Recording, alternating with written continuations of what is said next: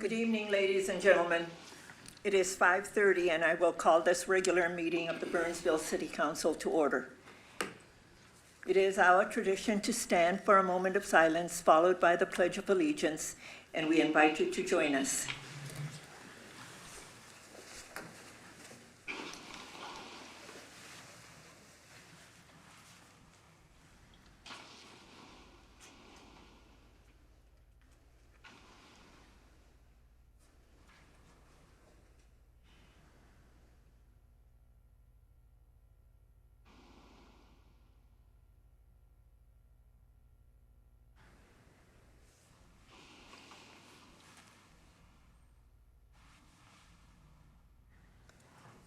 I pledge allegiance to the flag of the United States of America and to the republic for which it stands, one nation, under God, indivisible, with liberty and justice for all.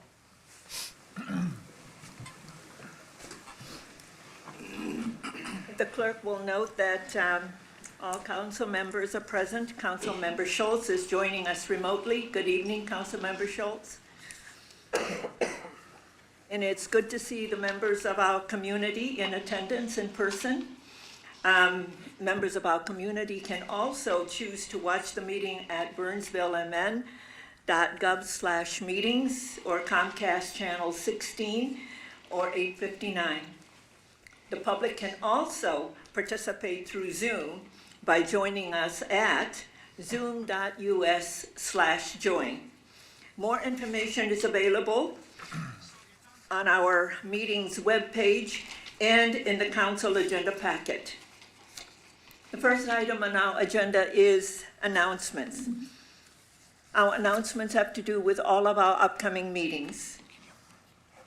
Regular council meetings are scheduled for Monday, February 2nd, and it's moved to Monday, February 2nd because of caucus. And the law does not allow us to hold a meeting when there are caucuses happening. And that'll be at 5:30 right here in the council chambers. Also, a council meeting is scheduled for Tuesday, February 17th at 5:30. We have an annual off-site work session that's scheduled for Friday, February 6th at 9 a.m., and that's going to be at the Ames Center. We have a work session that's also scheduled for Tuesday, February 10th at 5:30 p.m. Unless noted, all meetings of the City Council are held here in the council chambers. The next item on the agenda is citizens' comments.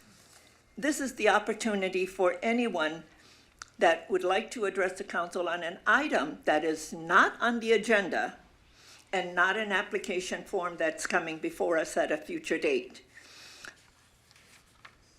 Does anyone want to address the council on an item that is not on the agenda and not an application form coming to us at a future date?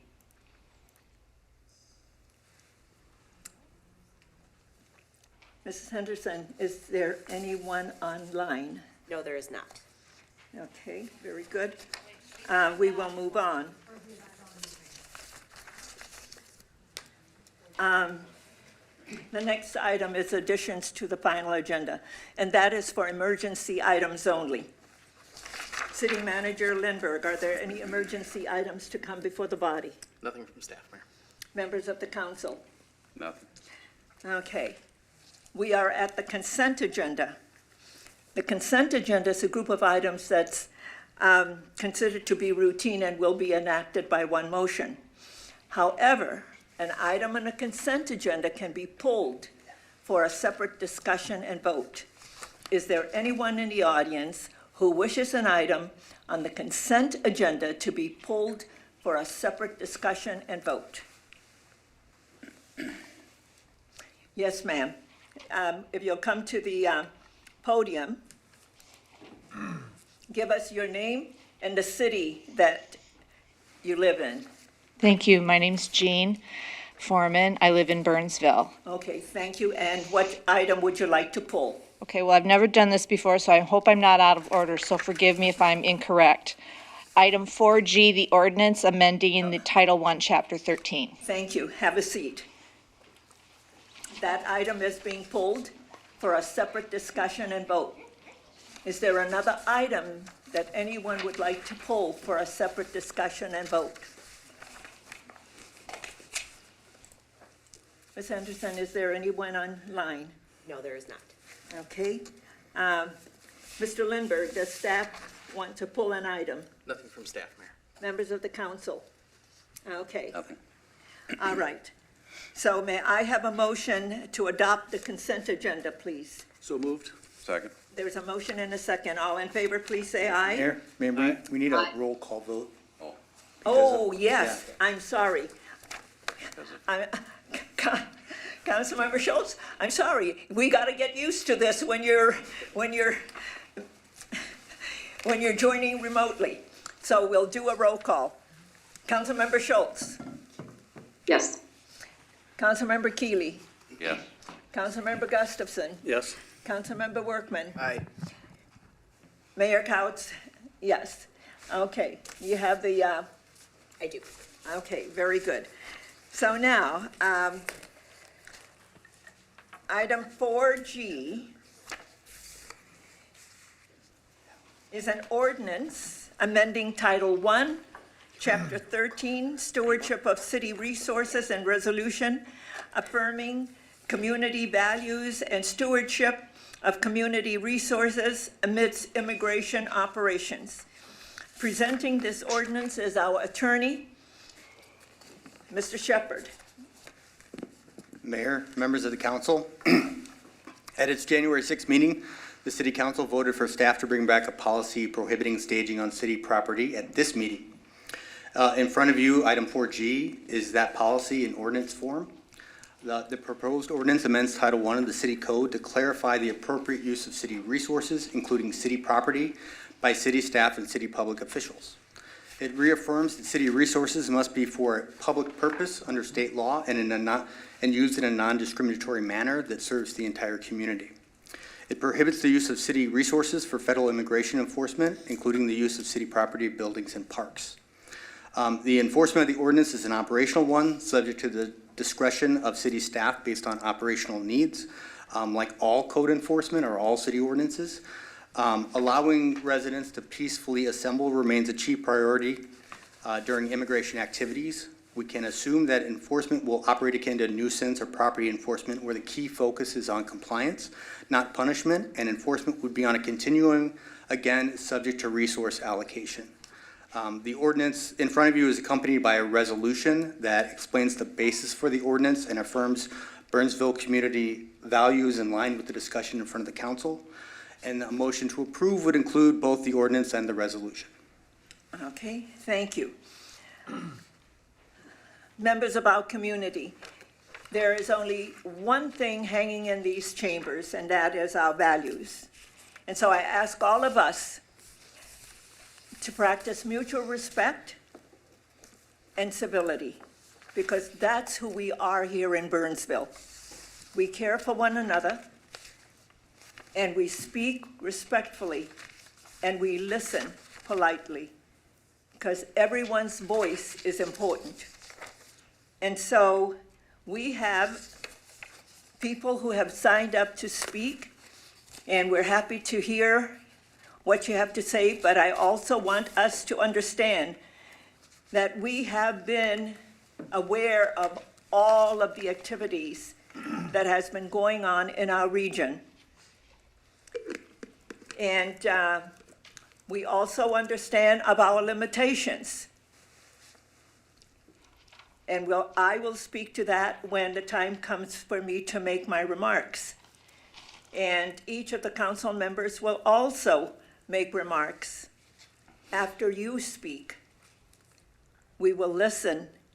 And I'm going to ask that everyone limit their remarks to 3 minutes so that we can move on and also do the work of the public that is before us for this evening. So I thank you for your patience and your grace in understanding the things that we have to do together, because this is about all of us together working together for the good of our community. And so the first person who is on this list is Yusuf Haji. And Mr. Haji, if you would come to the podium and just give us your name and the city you live in. Thank And we can all limit our remarks to 3 minutes. And City Manager Lindberg, I don't know if you or somebody can time.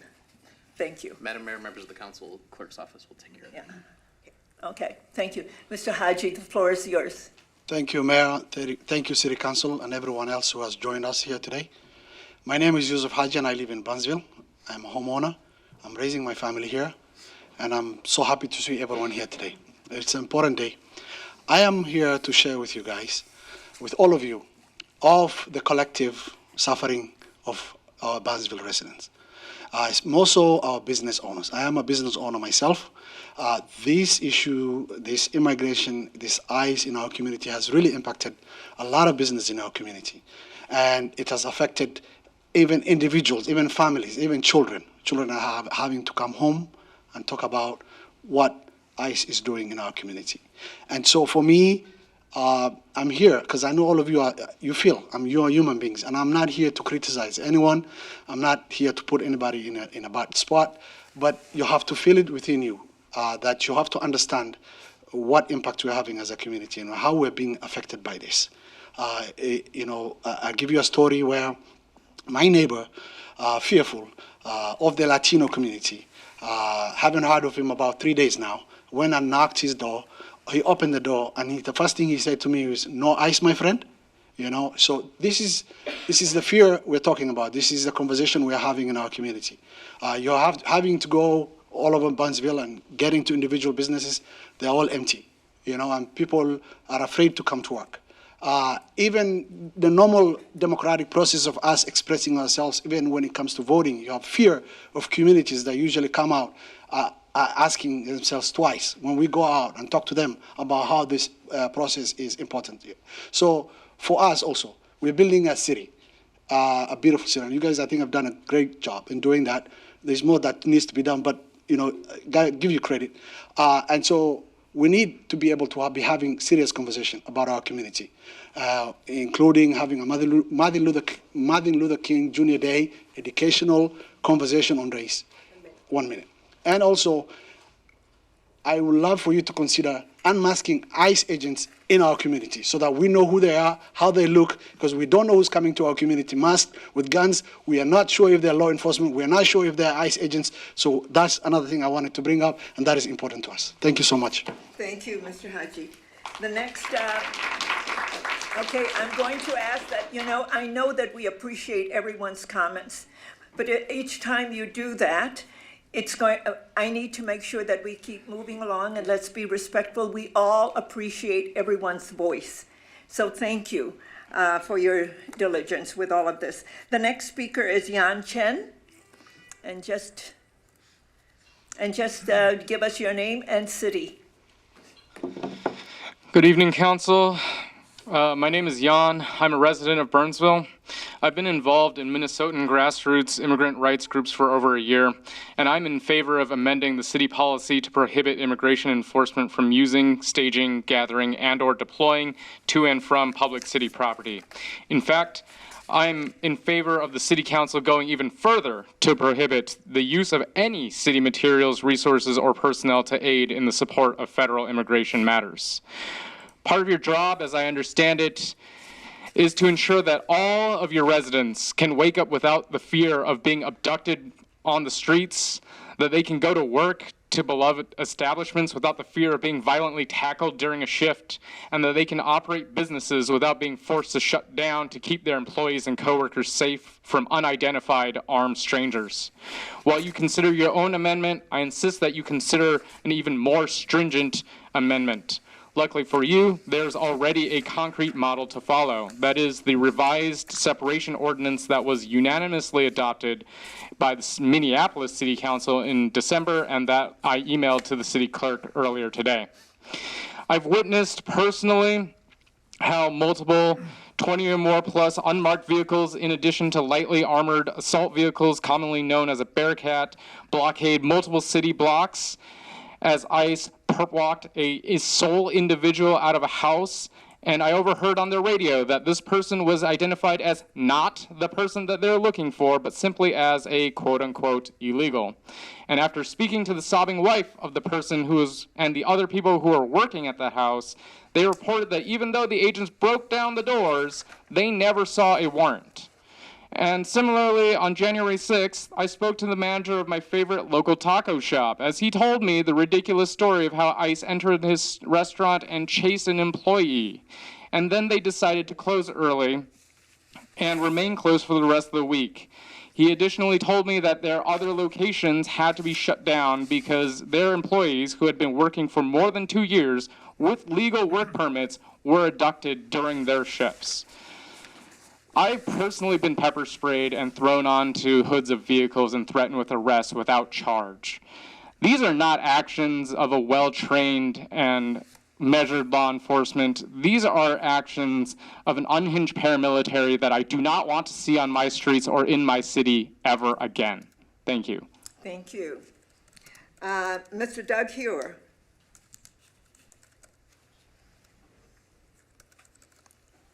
And just name and name of the city you live.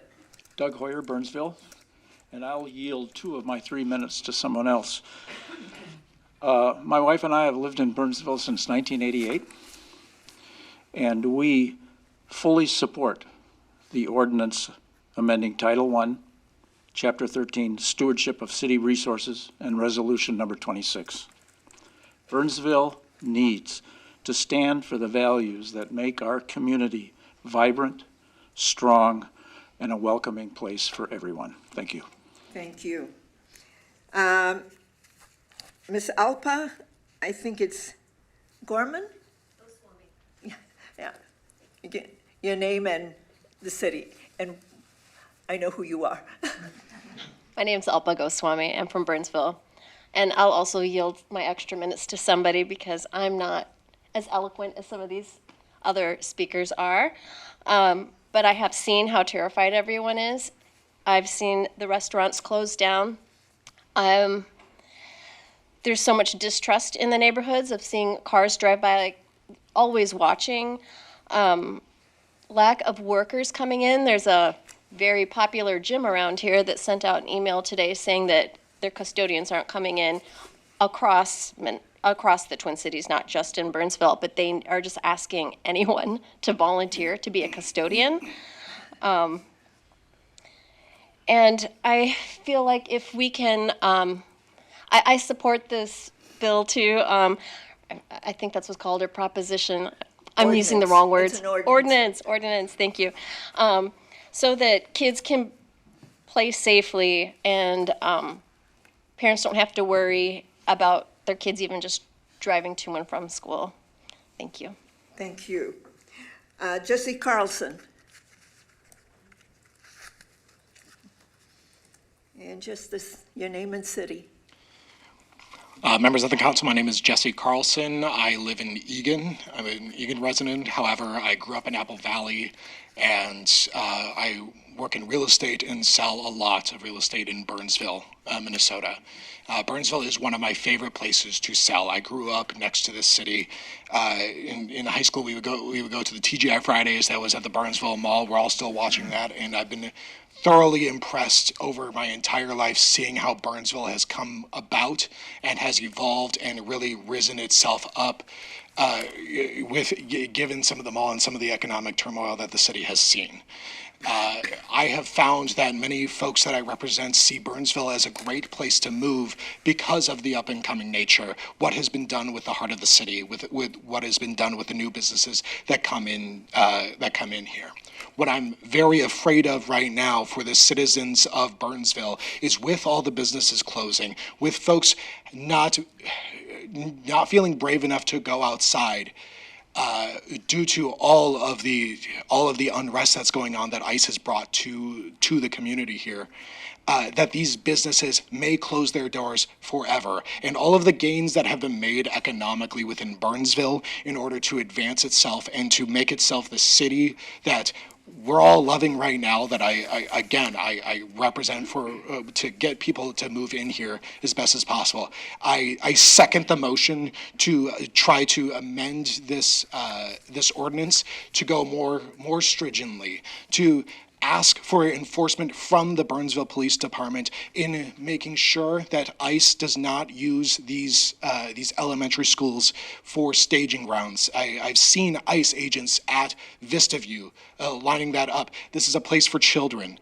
This is they've been lining up in those areas, and I've even heard reports of Burnsville police cooperating, shaking hands with ICE agents here. Now, I am not here to disparage the police officers. They put their lives on the line every single day. But what I ask is for help. This community needs the help and protection, because no matter what happens with this enforcement items and the people they remove from our community, these are going to be your neighbors forever. Right? Lining up with ICE, with these enforcement folks, they're only going to be here for a short time. We have elections that could come up, and that could change at any point in time. Do we really want to have negative impacts on the leaders within the community, between the police department and its citizens? Thank you. Thank you. Thank you. Jessica Benar? And so your name, because I hope I pronounced it correctly, but You did it and your perfect. city. Perfectly. My name is Jessica Venar, and I live in Burnsville. Council members, Madam Mayor, I listened to the discussion about ICE enforcement in Burnsville from last week's meeting, and I have to say, residents don't need your sympathy or reassurance. We need action. Saying there is nothing we can do is not leadership. Doing nothing is unacceptable. This is a reality whether you like it or not. Inaction is permission for an abuser to escalate their behavior. This will only get worse unless Burnsville acts now. Doing nothing is a choice. You may not control federal agencies, but you do control how Burnsville uses its own resources and what it stands for. You are elected officials representing all residents. You belong here is our slogan, but it rings hollow at the moment. You say you're thinking about the long-term effects of our community, as are others. Understand this, fear and silence cause long-term harm. You cannot hide from it or self-care it away. Please lead. You can start by voting yes on this ordinance to ban the staging in public property. I also agree with the proposal to ban it further with the unmasking of agents. These should be safe spaces for community members, not convenient locations for abductions. Community members being abducted at a police station or municipal center reeks of collaboration with federal agents, and both of these things happened this week in our neighboring suburbs. Do the right thing. Vote yes, and I thank you for your hard work and your time. Thank you. Molly? I'm not quite sure how to. I scribbled decipher Molly your- Gerke. I am a 20-year resident of Burnsville. My family and I are heavily involved in the community. My husband teaches at BHS. I work for the YMCA, a local clinic, and even right there at BCTV. I was very pregnant last time I was here, though. It was quite a while ago. We're in sports, community ed, Girl Scouts. My daughter was up at the dais last year talking about parks. We love our community, our parks, and our neighbors. Since December, life in Burnsville has changed for the worse. Our immigrant neighbors, our black and brown neighbors, and honestly, everyone I've spoken with are living with some kind of fear for their safety. That is not the Burnsville I know. I began going to mosque on Fridays in December to show support. Last week, a leader there told me attendance is way down ever since these targeted attacks began. People are afraid to worship in Burnsville. I spoke with a teen at the mosque who said Thursday she was hassled by ICE in the parking lot of the outlet mall and asked for her documentation. A child. I spoke with another teen that attends BHS who said she recently watched ICE bother somebody walking to school. She now carries her passport with her all the time. Again, this is a child. I've joined a group of parents and teachers who are staying vigilant during school release time for William Byrne. 2 weeks ago, there was a confirmed ICE vehicle idling at the entrance of the apartments near the school at release time. That child didn't come the rest of the week. Parents and children of all immigration statuses are afraid to leave their homes due to potential and honestly likely harassment and unlawful detainment by ICE. My husband's classroom is seeing a 25 to 50% absenteeism every single day in every single class at the high school since December. Teachers are reaching out to students to make sure they're safe. Parents are transporting vulnerable children to and from school activities. Community members are dropping off food and supplies. What's the city doing? What are the police doing? 1 minute. ICE is making the city less safe and definitely not a place where everyone belongs. Last week, ICE caused a horrific car accident on 5, and that wasn't even the first of its kind. They've used that technique in Shakopee a couple days ahead. My 16-year-old, who works for the city as a warming house attendant over at Northview, I'm not letting him drive anymore. That was 2 blocks from where he goes to work every Sunday. After how bad it is, the roads just aren't safe anymore when they're doing this behavior. They're unlawfully setting up checks at entrances to mobile homes and apartments. They're unlawfully speeding through Burnsville and even ramming their vehicles into others. They're unlawfully forcing entry into businesses and daycares. Their activity has caused Burnsville stores and restaurants to close for the safety of their staff and patrons. This is not the safe Burnsville it once was. Teachers are helping, parents are helping, tow companies are helping, food shelves are helping, community is helping. What is the city doing? That's time. Thank you. Andre Winters.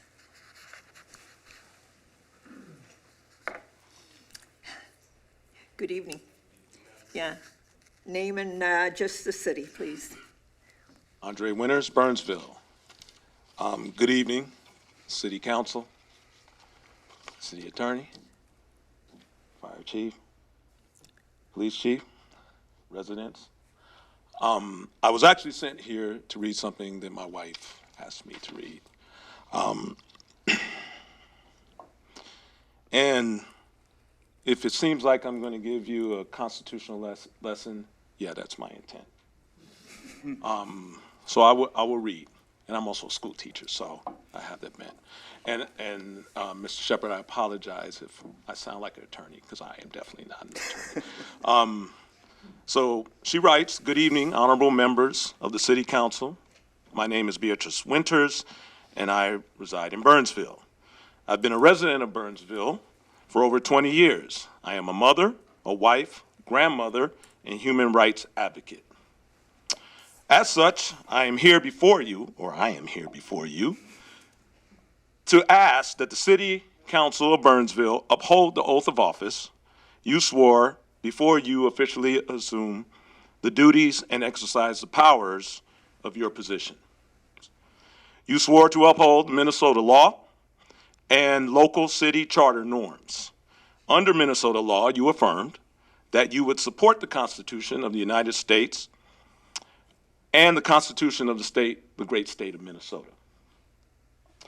So I stand before you, reminding you that the Minnesota Constitution, Article 1, Section 7, addresses due process and habeas corpus. The Minnesota Constitution guarantees fundamental legal protections before someone can be held for a crime. No person might be held to answer for a criminal offense without due process of law, and no one can be deprived of life, liberty, and property without due process. Article 1, Section 10 addresses searches and seizures. The Minnesota Constitution also mimics the Fourth Amendment of the U.S. Constitution, protected at the state level. People have the right to be secure in their persons, possessions against unreasonable searches and seizures. In short, the Minnesota Constitution firmly protects liberty by requiring due process before holding someone for a criminal offense that requires judicial authorization such as a warrant supported by probable cause, before people and property can be lawfully seized or searched. While the Minnesota statute does not allow arrest without a warrant in some circumstances, such as a crime committed in an officer's presence or when there is probable cause for a felony. This does not eliminate constitutional rights. Bottom line, the Minnesota Constitution prohibits the detention without due process or deprivation of liberty without constitutional safeguards. Thank you, Mr. Winters. Ada Winter.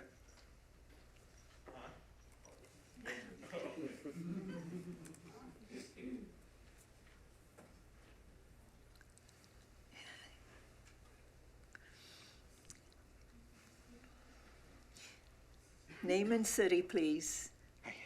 I'm Ada Winter. I have lived in Burnsville my entire life, and I have never felt unsafe in this city until now. I've seen multiple ICE raids in our community, and I've seen the Burnsville police assist ICE in these raids. I would like that to stop along with this amendment and stop anything from this city to benefit them whatsoever. And that's all. Thank you. Thank you. Tasia Weisenberger Pomeroy. Name and city. My name is Tasha Weisenberger Pomeroy. I live in Burnsville and have been a resident for 7.5 years. I moved to Burnsville from Minneapolis for its diversity. And that diversity is also what has been the best part of being here. I have children in the schools. We've enjoyed the parks. We've enjoyed all elements of living here. And that diversity is also what is putting Burnsville under attack. And so I'd like to support the ordinance and ask actually that you go one step further. In the last weeks, I've been helping to support my neighbors. I've been observing. I've been seeing what tactics ICE is using on the road, completely dangerous. I've seen pictures of the accidents that they've caused. My children now know when ICE is on the road and can point them out by their dangerous driving behaviors. My kids are 7 and 10. Those aren't safe conditions for anyone. And I'd like you to support this ordinance and consider additional steps that the police force can take to keep our citizens safe and how people are using our roads and how people are interacting with our citizens. Thank you. Thank you. Sarah Beckman.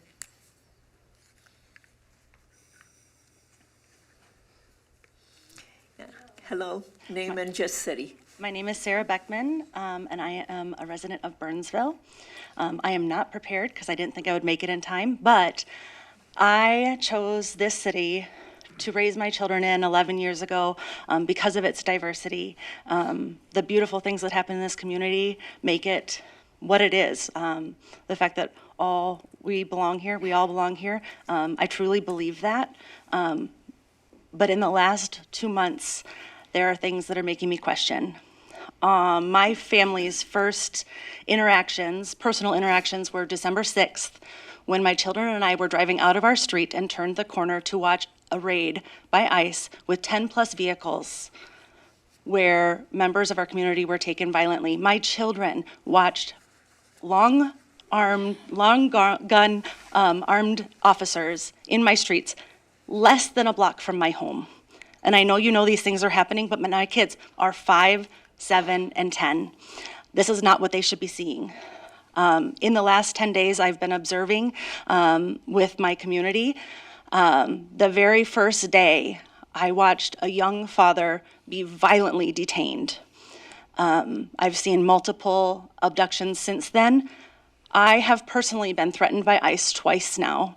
Once by using my name, coming up and telling me that I will be arrested if I do not stay out of their way. I was in my car, multiple aisles away from them in the Cub parking lot.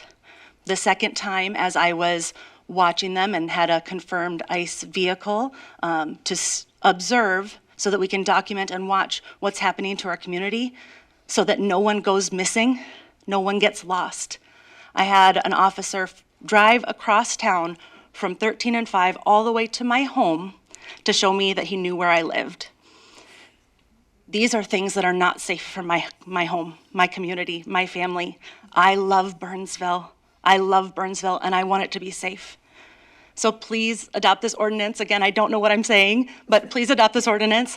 And I would like for our police, who I deeply love, they work so closely with our PTO at Gideon Pond, and they're present, and I want them to step up and to pull the ICE officers over when they are being aggressive, when they are breaking the law, and to not threaten us. I don't want to feel unsafe here because I am trying to witness and keep our community safe. Thank you. Jean Foreman.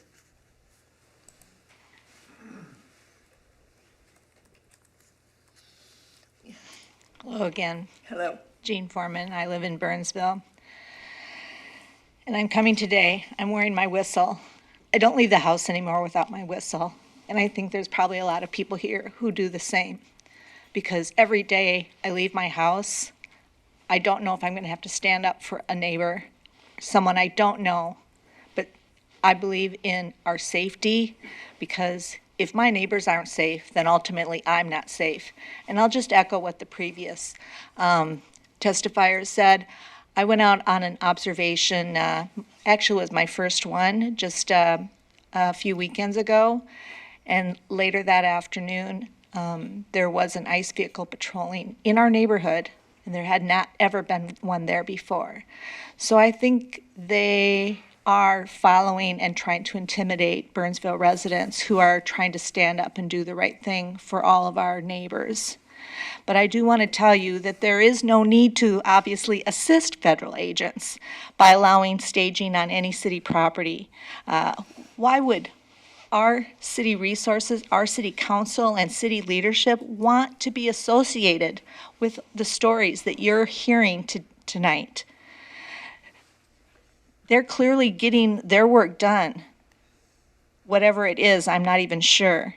But they're disrupting life in Burnsville, and we don't need to help them. And I don't want you all to help them. I want to help our neighbors. Understanding that some of the more serious events in other parts of our state have been far worse doesn't guarantee that it ultimately won't be a story told right here in Burnsville. It is time to recognize that the decision made tonight is a decision that our residents are going to live with now and into the future. How do we all want to be remembered in this moment? I appreciate it. Thank you. I just want to say that public service, and I respect you all for that, means making difficult decisions, truly difficult decisions. But this should be the easiest vote you should take, is to approve the ordinance amendment and deny access to city property by federal agents who are here to terrorize us and terrorize our neighbors. Thank you. Thank you. Monica. And Monica, I can't read your last name, but it starts with an N. And hi, my name is Monica Nicole. I am Nicole, yes. Okay. I'm first time too, so hello, everybody. I do want to start by saying— you're from Burnsville. And I'm from Burnsville, yes. Okay. I just want to say thank you to the community who's showing up. And using your voice, sorry. As a brown woman, it has been very hard to leave the house and making sure that I have my passport. I also I have witnessed from firsthand family members are in fear. They're no longer contributing to our society, to our communities and our society, because they are afraid of being abducted and treated inhumanely. I ask that you also pass the amendment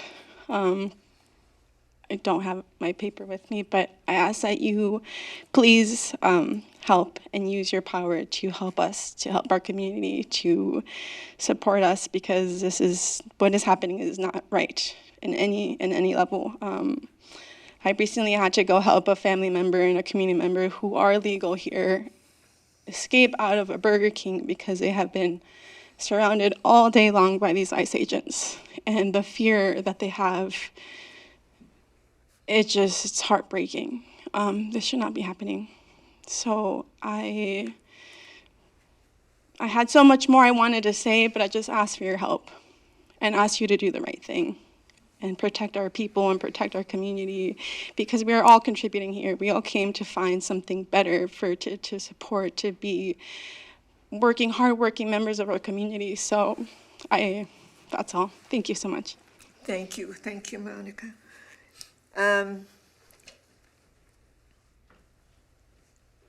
I think it's Nadia, Nida Benson, I think. Oh, Nick, N-I-C-K. Oh, it's Nick. That's okay. I'm sorry. I've been called worse. I'm trying to read your handwriting. So forgive me. Yes, that's okay. I apologize for my sloppy handwriting. I appreciate your reminder on civility and respect here, because what I have witnessed over the last few weeks here has filled me with so much rage and tension. And Nick, you're from Burnsville, right? I am from Burnsville, yes, 14 years here now. And tonight, I'm not even asking for your address. It's just that we all know that we're all one Burnsville. Indeed, Burnsville, I promise. Anyway, I've been filled with rage and seeing what's going on in my city. I've been doing observation work here, as many people have. I have seen ICE agents sitting at Terrace Oaks Park next to the skating rink, where there should have been kids skating. There were ICE agents waiting to harass and hassle someone else without any probable cause. I've been around when we've been doing observation work, and ICE calls in and says that our fellow observers have been causing traffic accidents and ramming into their vehicles and sending the Burnsville police after them to hassle them on ICE's behalf, which is disgusting.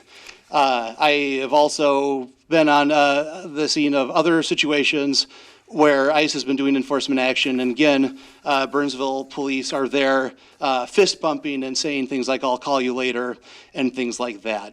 And it fills me with such shame and rage that people with wearing the badge for the police in my town are helping enable all of this.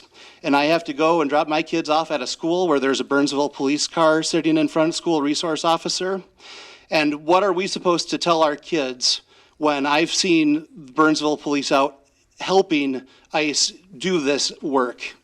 How are we supposed to trust that they're here to keep any of us safe when they're also collaborating and doing this work? I would ask that you pass the separation ordinance and take it a step further so that no other city resources are devoted to enabling what ICE is doing. One more minute. They are everywhere. I took a trip to Menards the other day. I drove through 3 apartment complexes that I knew had vulnerable communities in there, and ICE was circling around looking for people in 2 of them already. It's completely unacceptable. The only words from any of our cops to DHS or ICE or any of these other alphabet soup of agencies involved in any of these enforcement activities should be, "Get the hell out of Burnsville." Thank you. Thank you. Okay, Emma Gabbard. I'm going to move that down here. Yeah, just name and city. Emma Gabbard and Burnsville, lifelong resident. Greetings to everyone here. My name is Emma Gabbard, and I wanted to share my experience of being an ICE observer this past Saturday. I was notified that ICE was stationed at the Quick Trip on Highway 5 and Burnsville Parkway. I pulled in, I saw a large SUV with out-of-state plates and looked in the driver's and passenger seat, and soon enough saw that they were masked agents. There were other observers there, but horns were not being honked and whistles were not being blown, and so I decided to go up and talk to them and ask what they were doing there, which was pretty crazy, but I just wanted to see what they had to say for themselves. And so I asked them what they were doing there. They said that they had been stationed there. And I said, okay, I'm going to honk my horn and blow my whistle, as I'm dedicated to doing that. And the ICE agent in the passenger seat said, oh, honk your horn, blow your whistle. You do whatever you got to do, And I'm like, this is an interesting response to me coming up and asking you, basically to get out of here.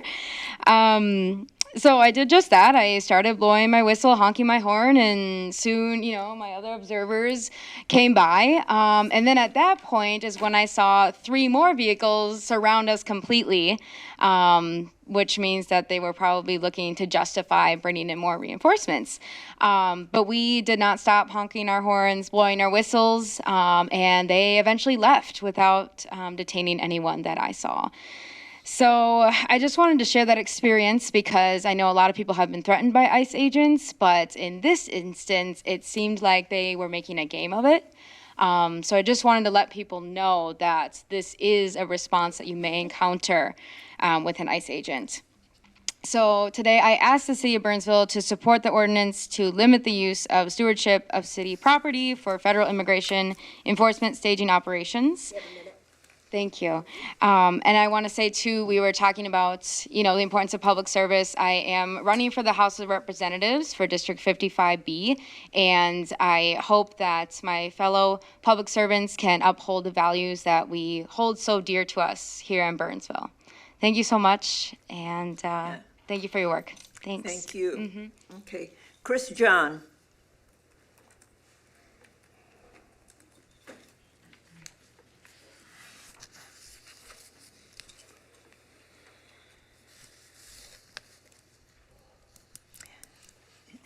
Madam Mayor, City Council, sorry, I'm sitting in the back. So my name is Chris John. I live in Burnsville. I just wanted to talk a little bit about a story, and I spoke with a few people to try to get some pictures in front of you. This event that happened on Saturday, this past Saturday, about 4:30 on 150th and County Road 5. It was a vehicle that was rammed by ICE. And I don't know if they can get this picture in. They said if I point it toward the camera, and you can see that the damage. And the person right in front of there is a Burnsville police officer. Can you guys see that okay? Yeah, it's coming up. Yeah, and the control room has it. and you might be looking at that thinking, well, what happened to the people inside? Well, I'm happy to say that they were fine. I got another picture if they want to show that as well. And you can see them sitting in the snow. They're being arrested. They were pulled out of that vehicle after all the damage. But don't worry, the kid in the back was cleared by the Burnsville paramedics. Now, physically cleared. Mentally, who knows? These are the kind of processes that are happening. I don't feel like this is a policing action as much as it's a military takeover of our city. I think it's ridiculous, and I really hope that we can at least push back a little bit by passing this ordinance. Thank you. Yeah, thank you. Katerina Gomez.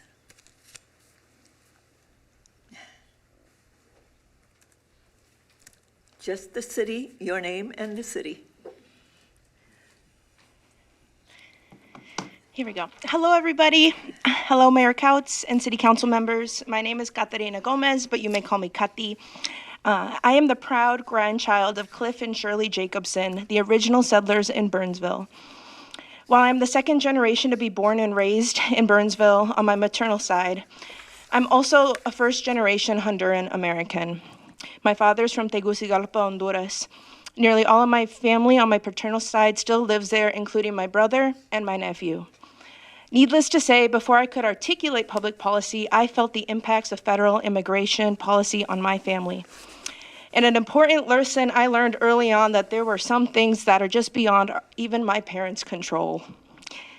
And my parents raised me well. Every night before we went to bed, I'd pray for my cousins in Honduras just as hard as I prayed for my cousins here in Minnesota. It was a childhood dream of mine to meet my family, laugh, and eat together without any worries. And I don't know about you, City Council members, but I've made great progress in making my childhood dreams come true in the recent years. The Honduran cousins I had only prayed for and seen pictures of on social media, I've finally gotten to know. This past month, my family hosted 4 of my cousins from Honduras here in Burnsville, and just this morning, they hopped on a plane at MSP heading back to Honduras. They were so excited to visit Minnesota for the first time, to experience snow, to visit the Mall of America, all of the American things, eat sushi. But needless to say, our plans were drastically impacted by the recent surge of violent immigration enforcement actions and the visible presence of federal agents from the Department of Homeland Security. My cousins are tourists who did everything legally, yet were unable to safely visit the land of the free. Restaurants were closed, enforcement actions were being staged in public parks and parking lots, and these violent videos were being shared all over social media. How we support and care for each other is the only thing we have control of. We must think of how families and children are being impacted by the world we are creating for them to grow up in. One of my cousins that visited me from Honduras, she's only 10 years old. She's a beautiful reminder that children, just like all of us, are experiencing life for the first time. While me and so many other Americans have been losing sleep looking up immigration policies, delivering groceries to neighbors, bearing witness to the experience of others, and connecting families to our local, much overextended community programs and organizations, my little cousin shared with me that she felt like her time in Minnesota was a beautiful dream that she didn't want to wake up in this month. And that was before she went to Build-A-Bear. How we react and respond to social disruption, tragedy, and violence will be observed by those around us, especially by the little ones in our community. Those who've studied immigration policy and enforcement trends in the United States can tell you that since DHS has been created in 2002, both Democratic and Republican administrations have removed millions of people through expedited processes. The difference is these recent immigration enforcement actions have been especially disruptive and intimidating and violent. This month, my family wasn't able to explore the Twin Cities, and we weren't comfortable traveling around the state, even with all of our passport and our identification. So my cousins didn't quite have the Minnesota experience we envisioned, but we spent hours outside at our Burnsville parks, sledding and building snow creatures.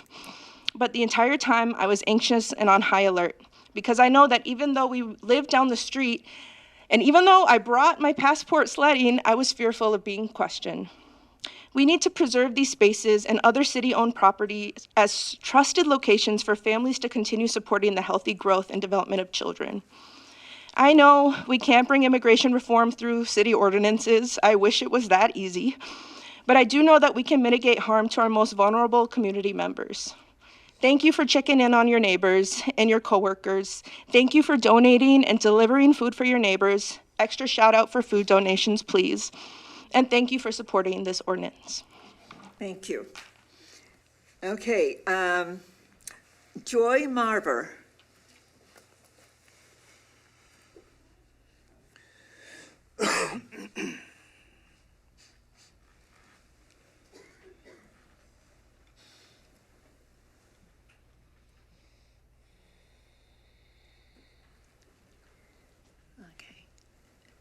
Just name and city, please. Good evening. My name is Joy Marver, and I'm from Burnsville now. All right. Good evening, City Council members. My name is Joy. I'm a 20-year Army veteran, a former military police officer, and a logistics NCO, and a proud Minnesotan. I'm here tonight not just to speak as a veteran, but as a neighbor, a homeowner, and someone who has fought for peace, both abroad and here at home. In 2020, I watched my community burn to the ground, 3rd Precinct, Minneapolis, on national television. I wasn't even home to process it. I was deployed to Camp Taji, Iraq, where we are under constant threat and heavy attack. I suffered my 2nd TBI. I was serving my country, watching my neighborhood fall apart from thousands of miles away. When I returned, I couldn't shake the hypervigilance. The sounds, the tensions, the fear. It did not stay overseas. It followed me home. The VA mental health provider told me that if I wanted to manage my PTSD, maybe I need to find a more peaceful place to live, be a place where I can breathe. So I sold my home. I left my neighborhood, the only neighborhood I known. I came to Burnsville because it offered something desperately needed, stillness. And while I found it, and for a while I found it, but now that stillness is gone.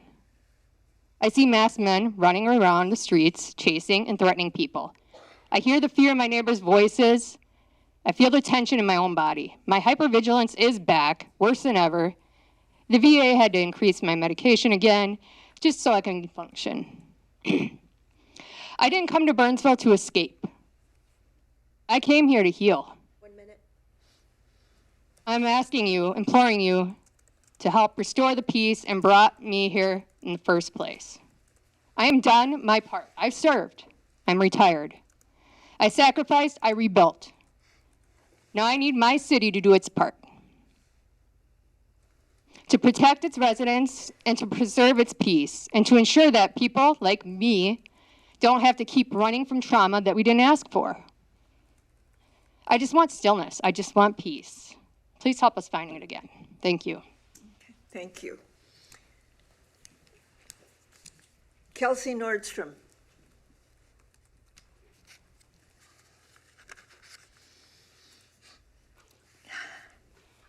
My story sounds kind of similar. I'm new to Burnsville. I spent the last 9 years in Texas, and I got out of an abusive marriage. And I came here for peace. And I chose Burnsville to be here with community, and I live in an apartment where everyone is an immigrant and everyone is black or brown, and they're all scared.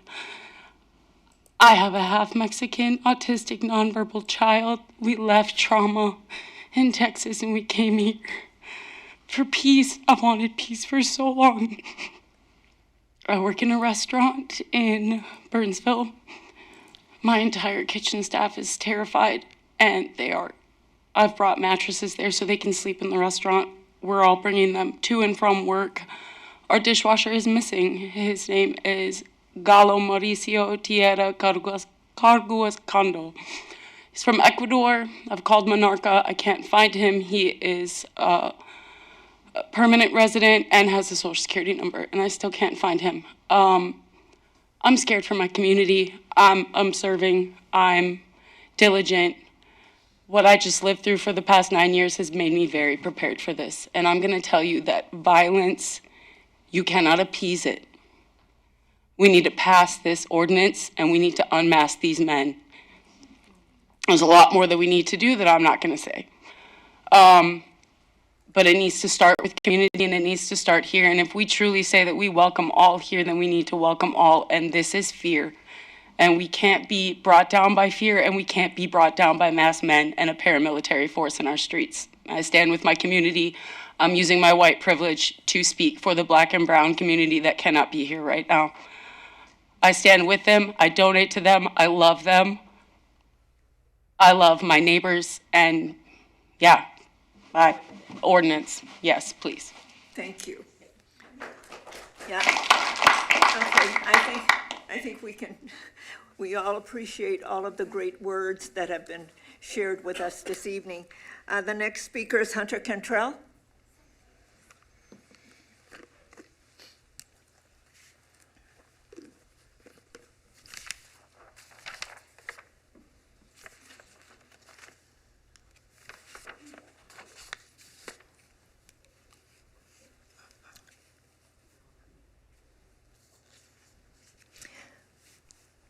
Hello, good evening, Madam Mayor and Council, Hunter Cantrell, Savage.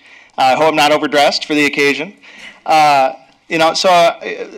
Folks have said a lot of very compelling narratives here, a lot of very compelling experiences tonight. I want to start off by saying our current time reminds me of Psalm 82:3. Defend the weak and the fatherless, uphold the cause of the poor and the oppressed. Now, I think it goes without saying that we are living in a time of great fear and great oppression, a time that we never thought would unfold in this country, where agents of the government, specifically ICE agents, have been deployed in our communities to instill fear and intimidation among the most vulnerable people and community members that we have. People who have spent their entire lives contributing to our economies and our communities. People who fled countries where masked men would stop them on the streets while holding guns on the street corners, saying, "Show me your papers."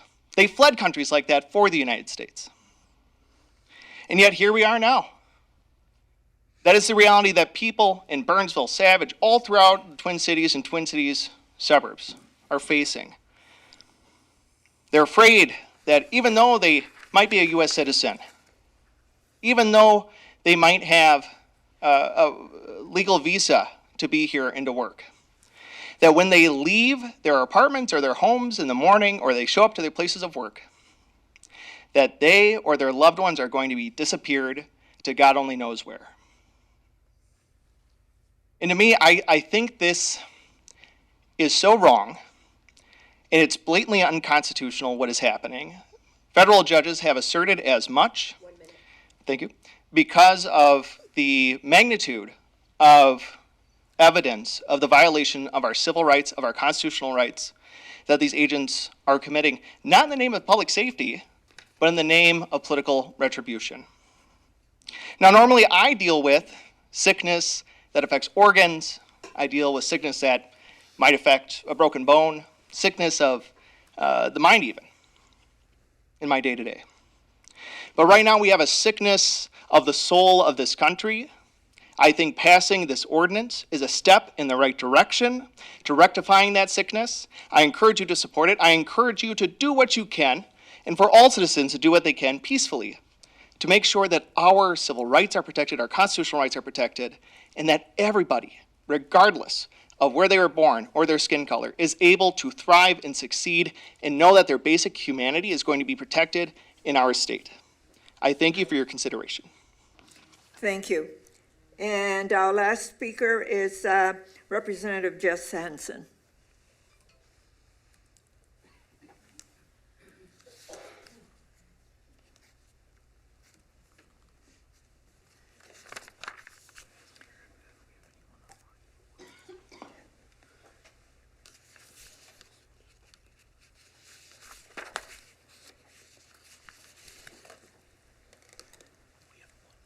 Thank you, Madam Mayor.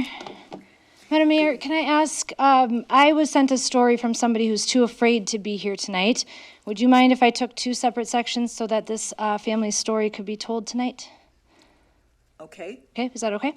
I have my own comments, but I would like to also make sure, not everybody out there wants to speak, so I wanted to make sure that they got their chance too.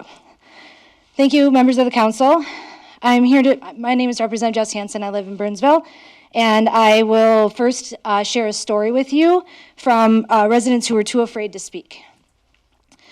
She says, my husband and I witnessed a truck with doors wide open and a bunch of... She's a Burnsville resident. She is, yep. My husband and I witnessed a truck with doors wide open and a bunch of personal belongings in the snow. We asked a neighbor what happened, and the neighbor said ICE had chased the truck there and then ransacked the car, leaving all the belongings on the ground. I'm a constitutional observer, so I took photos of what ICE had left behind, and I returned to my car, and we left. We didn't get far before a car pulled out in front of us and another very closely behind us. We felt like the cars were driving very erratically, so we looked for a safe spot to park to let the vehicle behind us pass. There were other constitutional observers peacefully observing the ICE agents as we approached. We slowed down for their safety. Agents got out of their car and started telling me to open my window on the passenger side. That window does not open or work on my car, but the agent repeatedly hit my window very hard, demanding we open it, even though we told her it doesn't work many times. My husband had the driver's side window open, and another agent asked my husband for his ID. They took it immediately and said he was a criminal and that he had a felony record, and he does not. They repeatedly said he was a felon and had committed aggravated robbery. They began telling this to the other observers. Look over here, we have a criminal in the streets. My husband said, that's not true, but they would not listen to him. We both called 911 from our phones because we were very scared. We're citizens, but we are Hispanic, and we are very afraid because we know that they have been taking citizens who have done nothing wrong, just like us. The operator told me that she needed the exact address of where I was, but I didn't know where I was. I didn't have the exact address. I kept telling her the name of the neighborhood and the landmarks, and she said she needed the exact one. I asked her to ping my phone. She said she was sending help. My husband was also on the phone with 911 on his phone, and the operator, that call did not go much different. The operator told my husband there was nothing they could do. When he asked for a report number, they said there would be no report, and that call was the report. He told the operator that we are U.S. citizens and asked why they wouldn't come and help us. The operator simply said there was nothing they could do. An agent then demanded to see my ID, but I didn't want to hand it over. I held it up and said they could take a picture, but I didn't want to lose it because I knew I could need it, and I was not comfortable handing it over to them. We were recording the interaction, as is our constitutional right to do so, and the agents mocked us and made fun of us, saying that we were just trying to get our 5 minutes of fame and to go ahead and post it on social media so that everyone can see. They were preparing to arrest my husband, but then they quickly returned my husband's ID and said that we were clear to go, and then they said they'll be paying a visit to my home soon.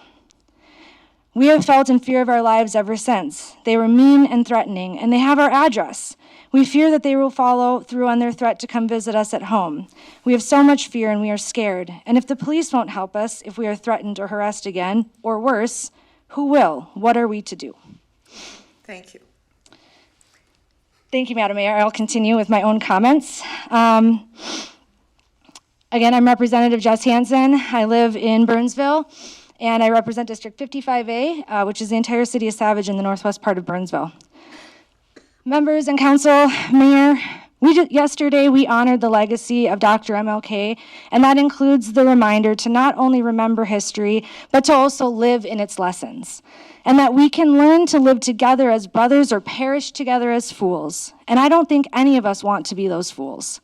I'm asking that leaders in our city and this state and country come together to do what we can before things get any worse.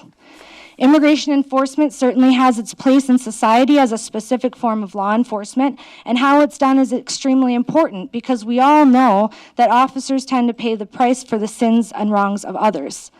Some might say that we are only speaking out because this is happening in our community, and others will make the ridiculous leap to say that choosing to say what is being said is just an act of speaking against ICE, and that somehow means we don't care about apprehending criminals. I want to be very clear that neither of those things are true. And I want to believe that no one believes that civil rights aren't important. We have to make sure that everyone's civil rights are intact. Law enforcement officers at all levels are expected to know what the Constitution says, to know right and wrong, and to know when people are being targeted. And yet every single day, Minnesotans' constitutional rights are being violated and Minnesotans are being targeted based on the color of their skin, where they choose to worship, their name, or for observing federal activities in our community. Law enforcement leaders in other cities and suburbs are calling for more supervision over Operation Metro Surge, agreeing that these types of civil rights violations have to stop. Even off-duty law enforcement officers of color are facing similar targeting, and members of Minnesota law enforcement agencies are calling on everyone to find some common ground that respects everyone's constitutional rights. Everyone deserves to know that our community is safe enough for their kids to go to school, safe enough for their to go to their place of worship, safe enough to go to the grocery store without being hunted, and safe enough to operate their business and thrive off their own hard work. The time is always right to do the right thing, and now is not the time for leaders to be quiet. When we have concrete examples and stories of people being profiled and targeted, we need to do the right thing. We cannot let people in our communities think that our local law enforcement and their leadership are okay with the actions that we know are not only wrong, but are also illegal. Now, members, having said all of that, I want to give credit where credit is due. Nearly everything I've already said to you here are not my words. What I have said so far this evening in this portion of my comments are directly quoted from Minnesota law enforcement officers and leaders who spoke out this morning against the atrocities of ICE happening across the state. So given the way that my words have been taken, and my words have been ignored in some spaces, not this one, sometimes ridiculed, and the ways that I have been threatened for saying what I'm saying and doing what I'm doing, I'm asking you to not take my word for it tonight. I'm asking you and Burnsville to follow the lead of the law enforcement officials who stood up today to call for common ground, to call for a return to constitutionality and common sense, to call for a return to a nation where civil rights are worth defending, and to call for the promotion of community where the trust between the public and law enforcement is restored. The reality is that these agents are poorly trained, and we should be humiliated by that. They are ill-equipped, and they are not fit to be in the field. Their actions in our community is an embarrassment on law enforcement everywhere. And it is no wonder why people in this city do not know if they can trust police, because there are rogue thugs wearing cobbled together gear that say police across the front of their outfits, but they're really just a bunch of racist incels bringing their Call of Duty skills out of their parents' basements into the real world and are causing real world problems and real world trauma that children in our city will never, ever forget. This is not a game, and this is not a game for the people of this city. And when police have been asked to intervene, people haven't been getting so much as even a courteous conversation about what they can and cannot do. And I ask that we improve on that. The general public does not understand why BPD cannot assist them when there are goons pointing guns at the heads of Burnsville residents, kidnapping children, leaving children abandoned without their parents or any known or trusted adult. And the general public does not understand why these thugs are harassing and threatening them with not a single consequence. The general public deserves to know that your statement about not coordinating with ICE and what our law enforcement will do deserves to be respected. So again, please do not take my words for it. Please go back and watch the recording of this, listen to the first words, and take the words of law enforcement themselves who are calling for common ground and a return to decency here in Burnsville. Thank you. Thank you.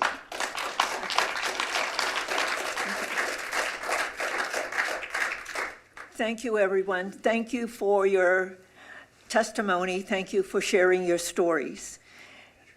I want you to know that we hear you, and we are Burnsville, and we are here together to make sure that we create the community that we want to live in. That's what we have control over.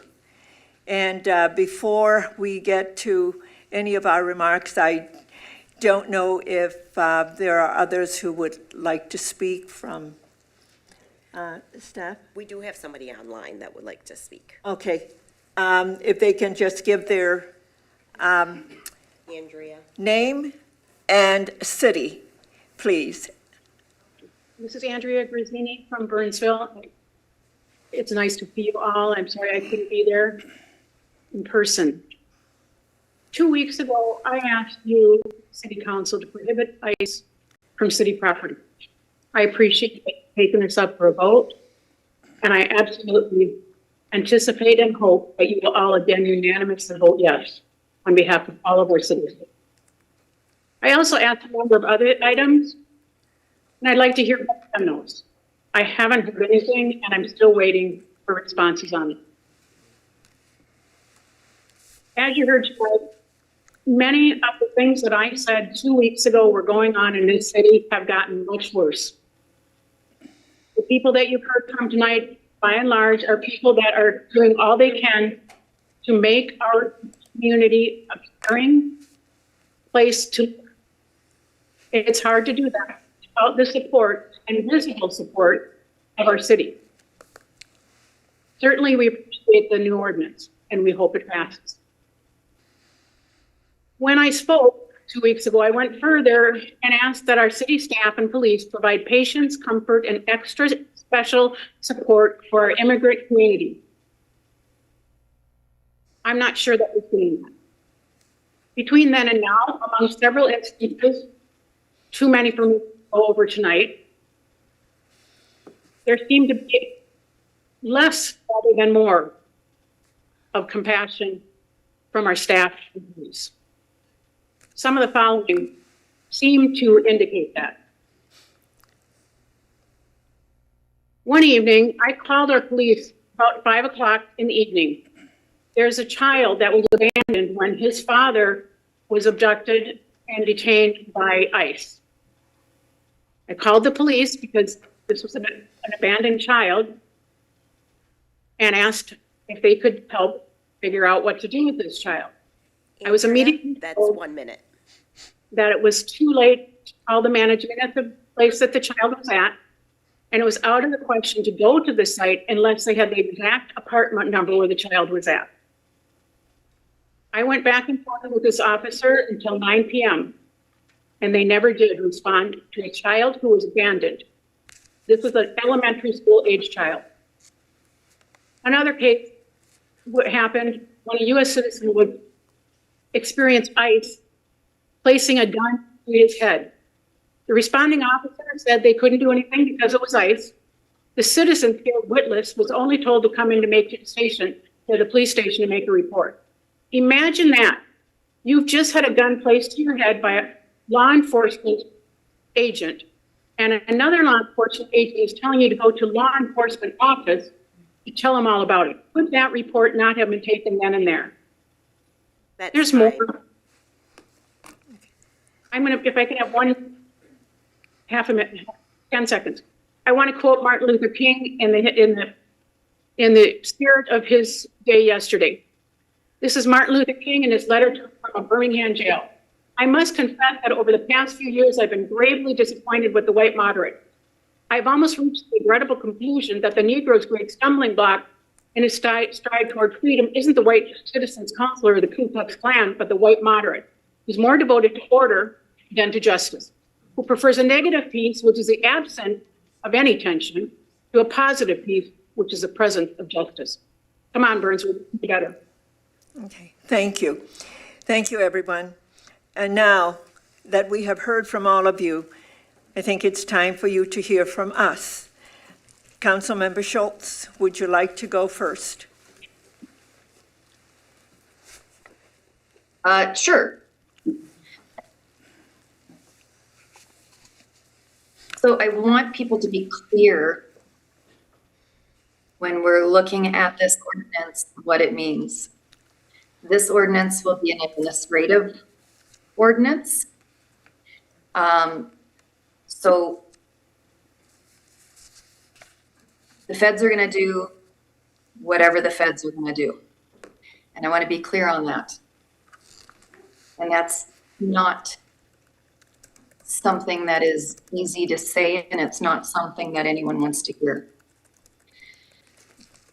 But I do want to say that there's a lot of pressure to make us at odds with one another, to purposefully pit us against each other, to rip our community apart, and destabilize us for years or decades to come. And to give a quote from Heartbreak Ridge, don't give the bastard the satisfaction. I want residents to stand together. We are in this together. And I do mean we are.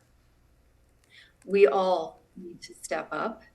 And many of you in the audience are, but many of you at home, it is time to step up. It's time to help your neighbors. If you aren't volunteering, get out there and volunteer. Make this community stronger, because sooner or later, the feds are going to leave. And you and I are going to be what's left.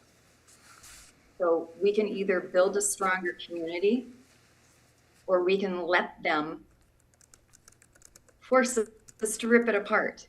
And I'm not going to do that. So I do encourage our residents to continue with the Herculean effort that I am already seeing you do of caring for your neighbors and volunteering and getting groceries and walking kids to school. Keep it up, because we can do that longer than they can do whatever they're doing. So stand strong. Okay, thank you. Councilmember Keeley.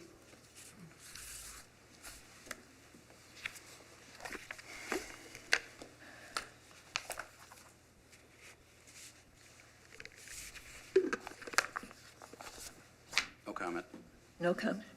Councilmember Gustafson.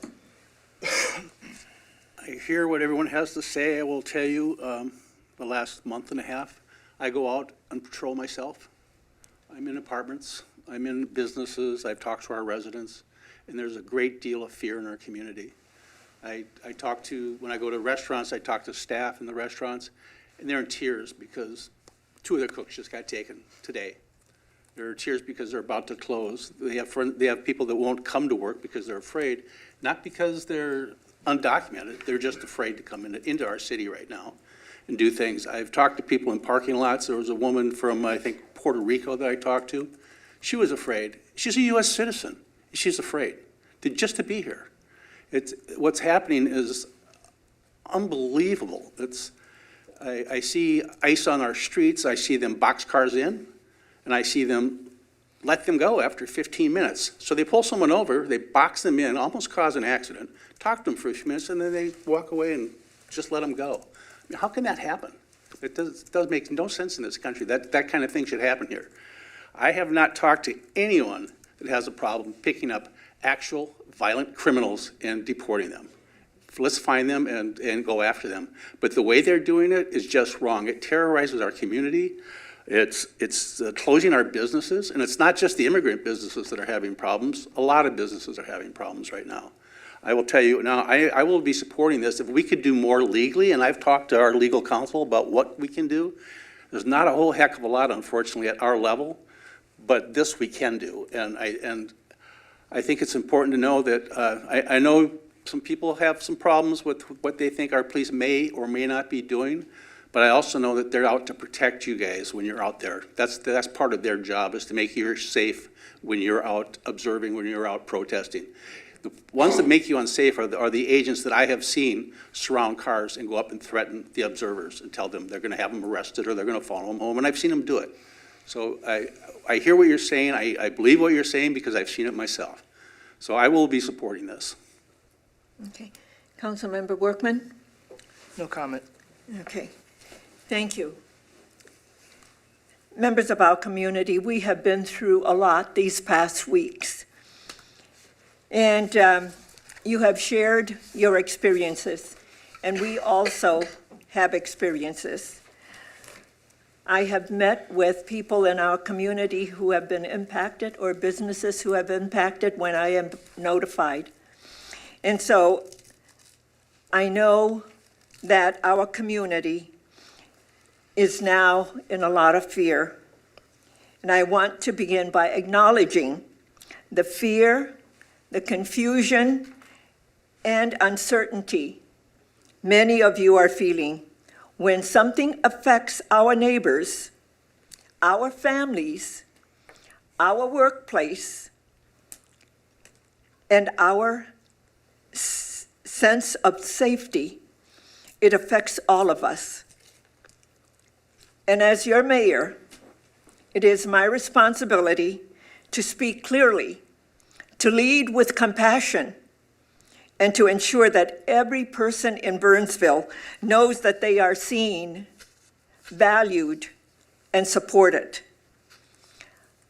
I want to address directly what so many of you have been asking about: the recent federal immigration enforcement actions taking place in our region. First, it is important to understand that federal immigration enforcement is not new. For decades, across multiple administrations, Republicans and Democratic alike, the federal government has carried out removals.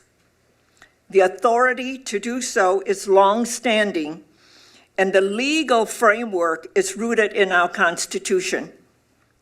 Historically, these processes happen largely out of public view. Most people never saw them. They were carried out through established legal channels with court review, due process, and procedures that, while not perfect, were familiar and predictable. What is new is the way these actions are being carried out today that we are all experiencing. Residents, all of you, are witnessing encounters in public spaces. Families are being questioned without understanding why, and you have spoken to that this evening. Workers with legal status are being stopped or profiled.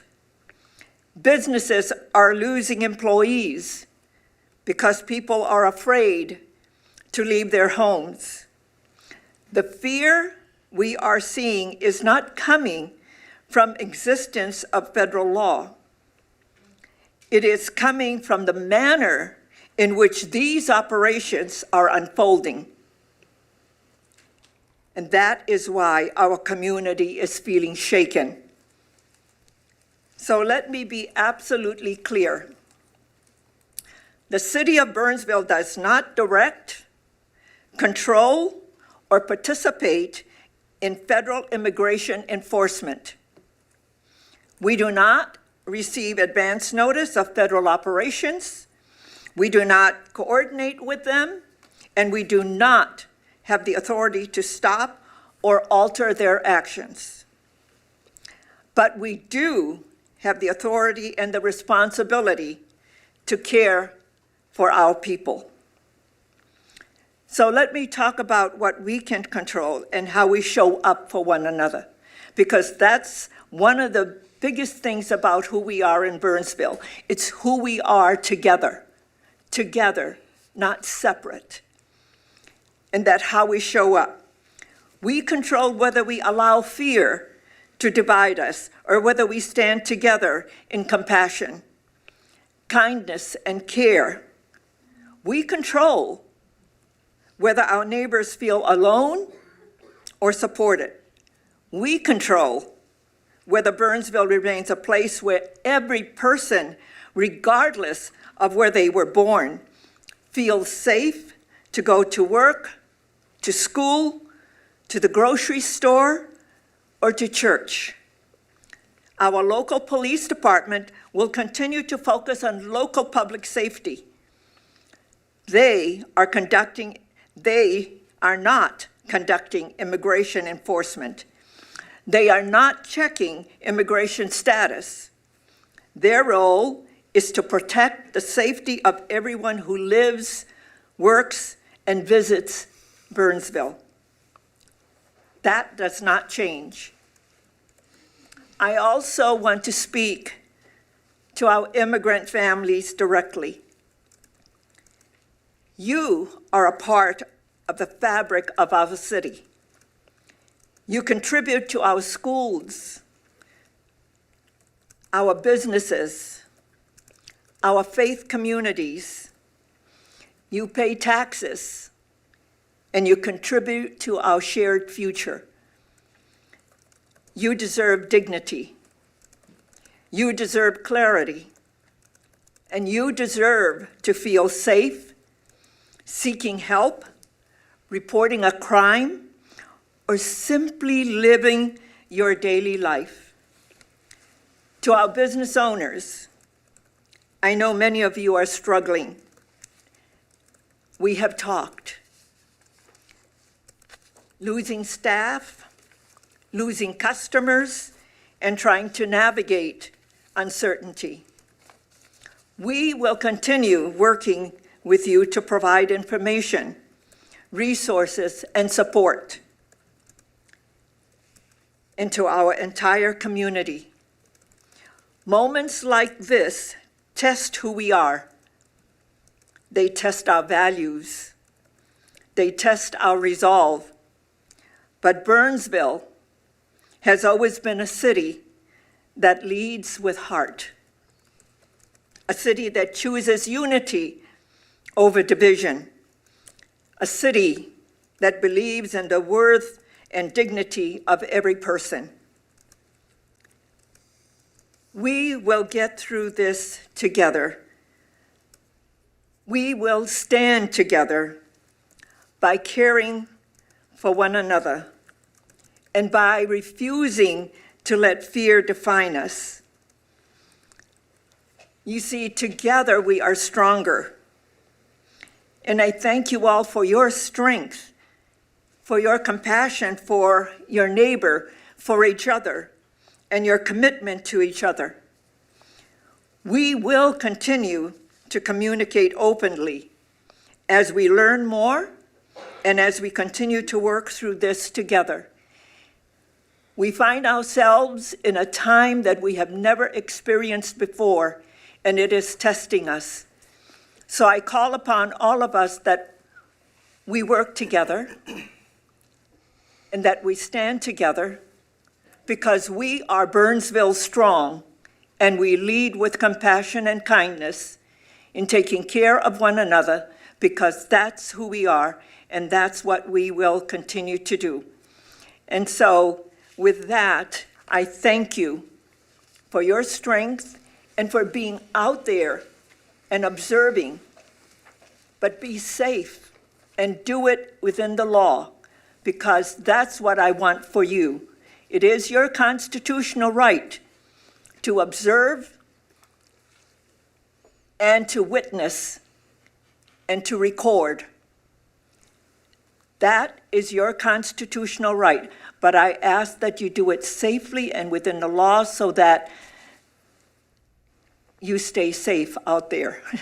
I don't want anything to happen to you. And you're very brave to do what you did, but something that you did de-escalated something. So let's remember and learn from some of the stories that we heard tonight. Let's de-escalate rather than escalate, but record and stand witness and be safe out there. But together we will get through this. And it is us who defines our community, not anybody else. Thank you for being here. And our police chief will have, I would like to take time to speak. Chief Tanya Schwartz.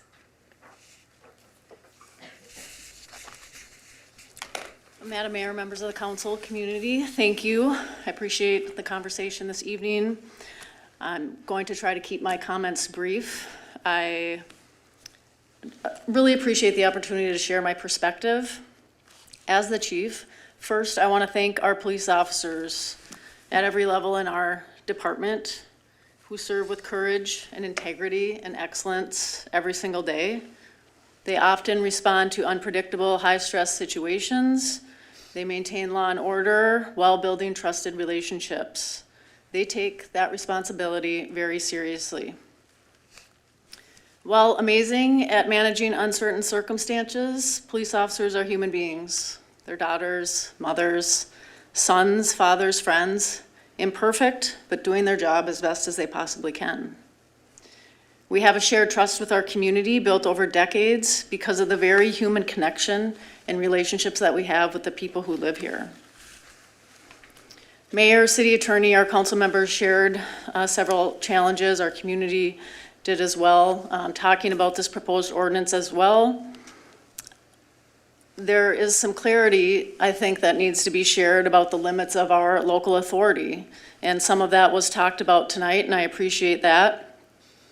I think we need to make it clear. I want people to understand that our police officers cannot interfere with law enforcement agents carrying out their duties to arrest individuals who are here unlawfully or who pose public safety risks. To the point of council member, I think we can all find common ground that we want people who pose a public safety risk in Burnsville to not be in Burnsville anymore.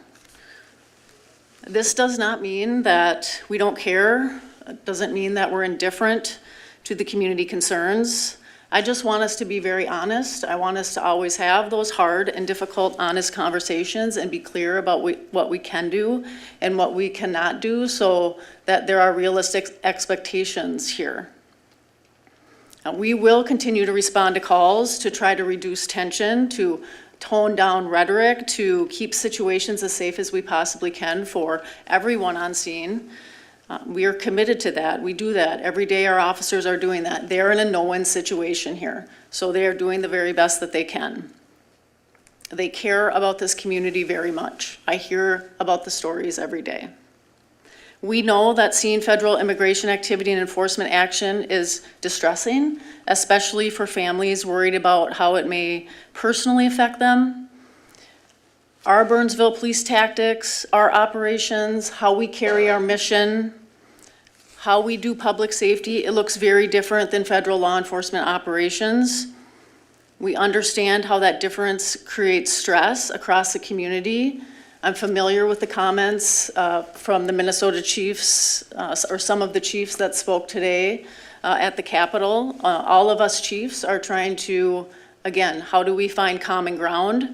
How do we open lines of communication? I understand a lot of community doesn't want us to have communication with federal agents, but when we don't have communication, then we have a lot of chaos. So for us to understand what is going on, try to, again, share the concerns that we have about some of the tactics that we are seeing by some agents.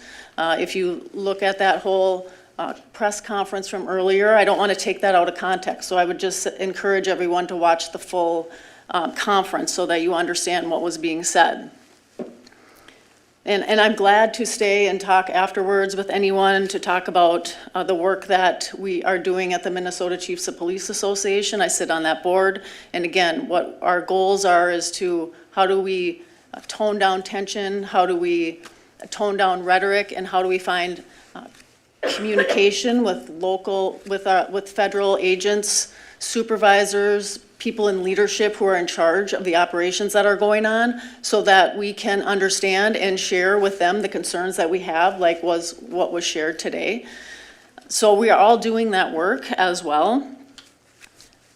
And I know all of this raises just questions. People are concerned, what can I do? What should I do? What should I not do? And I appreciate that we get those questions. And some of the comments came tonight as well, is, you know, when we're exercising First Amendment rights, we want people to do that.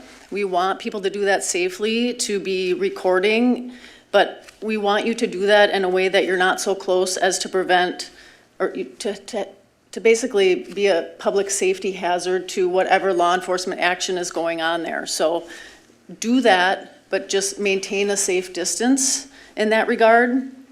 Don't impede federal law enforcement physically or otherwise. And don't use your vehicles to impede. Don't set off illegal fireworks. And I know none of this is happening in our community, but we see these things happening across the state. And so as a police chief, I am very concerned as the amount of rhetoric and the tension increases, that these things spill over across communities, and I don't want to see that happen. Boxing in agents, blocking them, I understand everyone's tensions are high, but that actually just, it's unlawful. And it also is extremely dangerous. It really increases the risk of injury to you, to others around. It increases the chance of being arrested. And really, when we're doing that, it can diminish the safety of everyone around us. So I want to thank people for being vigilant and not doing that. I can see that our community is not doing that, but I just know as tensions continue to rise, things can happen. I want people to channel their energy into actions that strengthen rather than divide, like we've been talking about here. Think about reasonable communication, avoiding misinformation, and being inflammatory or assuming things. A lot of things are taken out of context, and again, I'm not here to say that I agree with all of the tactics that are being used. I do not, and we are doing what we can to establish communication to understand what is going on with the federal leadership here. So I just wanted to share that because I care very much about this community. I've been here for over 30 years. We've all been through a lot together. The council and I have been through a lot together, and we're gonna be here. To Council Member Schultz's response is, we're gonna be here together when this is done. And so we need to not erode trust. And I just want people to understand that we're doing the very best we can in a really challenging situation. And our local authority is limited. What we can do with an ordinance like this is limited for police. So I want people to understand that, to manage the expectations. So with that, I would stand for any questions from council. Any questions for the chief? Thank you, Chief, and thank you for your words, because that you're absolutely right. It's managing expectations. And one thing that we all agree on, and is that when someone commits a serious violent crime, they should be held accountable. That is true whether they were born here or arrived here. And we want our community to be safe, and we want dangerous individuals of any background off our streets. So that's something I think we all agree on, and we all agree that we want to be safe in our community. So what we have control over is what we do together. Councilmember Schultz, your hand is up. Thank you. I want to say that our police are worried for our residents. I know that our chief is worried for our residents. And many of you have seen me out and about because I am most certainly volunteering. And I think many of you know that I'm probably not the most moderate person on this council. But I will also say that our police chief and our fire chief and our police have my full and utter support. And not everything that the city is doing to help is visible. So thank you. I just wanted to be very clear about that. Okay, very good. Anything else? All right, members of the council, before us is the adoption of the ordinance amending Title I, Chapter 13, Stewardship of the City Resources, and Resolution affirming community values and stewardship of community resources amidst immigration operations. May I have a motion, please? Move to approve? There's a motion to approve. Are you seconding that, Councilmember Schultz? Is that? Yes, I am seconding. Okay, there's a motion and a second. All in favor, please say, pardon me? Need a roll call. I was going to do the roll call. Yes, I was just getting there. I was going to go for it, but I remembered that Councilmember Schultz is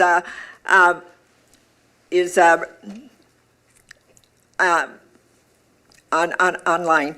Okay, Councilmember Schultz. Madam Mayor? Yeah. Yes. Let me do the roll call, please. Madam Mayor, You can do the roll call. Councilmember Keeley. Aye. Councilmember Gustafson. Aye. Councilmember Schultz. Yes. Councilmember Workman. Aye. Mayor Couts. Yes. Okay, and we have an adopted ordinance. So thank you so much, everyone, for being here. And remember, together we are strong. Take care of one another. Make sure that we check on your neighbors. Find out if they're okay and if you need to do any grocery shopping for them. Both sides. Because that's something that we can all do together. So, thank you so much. And now we will move on to the regular agenda. The first item on the regular agenda is a public hearing. And this is a resolution approving the drainage and utility easement vacation for 14001 Burnhaven Drive and 911 140th Street West. And presenting this evening is our city engineer, Logan Blasity. Mr. Blasity, the floor is yours. Madam Mayor and members of the council, thank you very much for having me. Yes, as you said, tonight we have a vacation of drainage and utility easements, and with that we are required to hold a public hearing. So the two properties with the easements being vacated are 14001 Burnhaven Drive and 911 140th Street West. So here is 911 140th Street West. It's the former site of Fire Station 1. I'd like to point out sort of the unconventional property line there under 140th Street. Yeah. And then immediately adjacent to that is the former Pumpkin Patch Daycare site at 14001 Burnhaven Drive. What's unique about this site is that it was actually, the parcel is a creation from 3 different plats. So you will see we actually have to vacate easements from 3 separate plats with this one. So the first is being the highlighted area of Burnhaven Mall plat. That easement shown currently covers a city water main that is proposed to be relocated with the Costco gas station project. The second section of drainage and utility easements to be vacated is per High Ridge Second Edition. This is immediately adjacent to 140th Street West, and this will be replatted as drainage and utility easement with the proposed Costco Second Edition plat. And then we have perimeter easements around all of Burnhaven Fire Station number 1 plat. The areas under or encumbering the proposed right-of-way for 140th Street will be replatted as public right-of-way. And then the necessary perimeter easements for the Costco Second Edition plat will be replatted with drainage and utility easements. So with that, there's a lot of easements shown there and easement vacations. Simply put, the areas where private utilities and city utilities currently exist within easement are either being dedicated as right-of-way, replatted as drainage and utility easements, or the city utilities within the easement are being relocated to a future easement. So with that, there was no public need for the drainage and utility easements. And then I'm showing here the Costco Second Edition final plat, which shows the 140th Street future right-of-way to be dedicated. Staff recommends approval of the easement vacations with the condition that the easement vacations are granted subject to approval of the Costco Second Edition final plat. And I will stand. Okay, questions? Madam Mayor, with all due respect to Logan, I don't remember a time when we had an item such as what we just completed and vacating an easement. The gap between those, in many ways, is pretty big. But you did a great job. Thank you. I'm used to it. But you also know how to clear a room. Yeah. Logan should have went first. Yeah, thank you. Okay, all kidding aside, this is a public hearing. I will now open the public hearing. Is there anyone who wishes to speak to this item? Anyone who wishes to speak to this item? Mrs. Henderson, anyone online? No, there is not. Okay. We will now close the public hearing. Members of the council, your pleasure. Wait. Move to approve. Second. Sorry. There's a motion and a second, and the clerk can please take the roll call. Councilmember Keeley. Aye. Councilmember Gustafson. Aye. Councilmember Schultz. Yes. Councilmember Workman. Yes. Mayor Counts. Yes. Okay. And you have your vacation. Thank you very much, Madam Mayor and members of the council. Yeah, thank Appreciate you. it. Are you clearing the room now, too? The next item is also a public hearing, and this is to approve the off-sale intoxicating liquor license for Krishna, Radha, doing business as Perrier Wine and Liquor at 13720 County Road 11. Presenting is our Deputy City Clerk, Erica Henderson. Ms. Henderson, the floor is yours. Great, thank you. So the new owners J. Krishna Radha LLC. They had recently purchased the Perrier Wines and Liquor located at 13720 County Road 11, and they submitted an application for an off-sale liquor license. They've also successfully passed the background check by the Burnsville Police Department, and city code does require a public hearing for all new liquor licenses. Okay. Any questions for Ms. Henderson? With that, I will open the public hearing. Is there anyone who wishes to speak to this item? Anyone who wishes to speak to this item? Ms. Henderson, anyone online? No, there is not. Okay. I will now close the public hearing. Members of the council, your pleasure. Move to approve. Second. There's a motion and a second. Okay. And Deputy City Clerk Henderson, will you take the roll, please? Sure. Councilmember Keeley. Aye. Councilmember Gustafson. Aye. Councilmember Schultz. Yes. Councilmember Workman. Aye. Mayor Couts. Yes. Okay, and we now move on to the Economic Development Authority meeting, and I will recess the Burnsville City Council meeting so the Economic Development meeting can proceed. President Gustafson, the floor is yours. Well, good evening. I call the Economic Development Authority meeting to order. The clerk will note all commissioners are present. Commissioner Schultz is joining us remotely. Item number 1, are there any additions to the final agenda? Seeing none, I will move on. Item number 2 is election of officers. Do we have nominations for a slate of officers this year? Members of the authority, I would just resubmit the slate that we have presently. I am comfortable with that as well. I was going to nominate you for president. It's your turn. You should do it. Dan's doing a great job. Thanks. Keeping the meetings quick. Okay. Okay. So there is a motion. Nomination to, and a second to keep the slate. Okay. May I have a motion to adopt the resolution with the slate of officers? Did you make the motion? Yeah, I think He seconded. Oh. Yeah. he made the motion. Oh, that's right. We already had the motion. Yeah. So we have the vote. Hey. You should call the roll. Councilmember Keeley. Yes. Councilmember Gustafson. Aye.